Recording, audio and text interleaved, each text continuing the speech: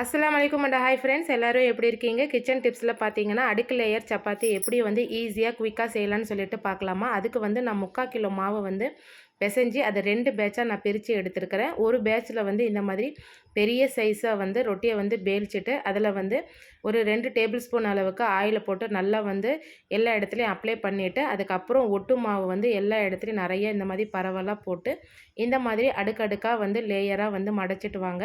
அதுக்கப்புறம் வந்து கத்தியை வச்சு இந்த மாதிரி வந்து உங்களுக்கு எந்த சைஸில் வேணுமோ நீங்கள் அந்த சைஸில் கட் பண்ணிக்கோங்க. நான் வந்து ஒரு 8 பீசஸ் கட் பண்ணியிருக்கிறேன்.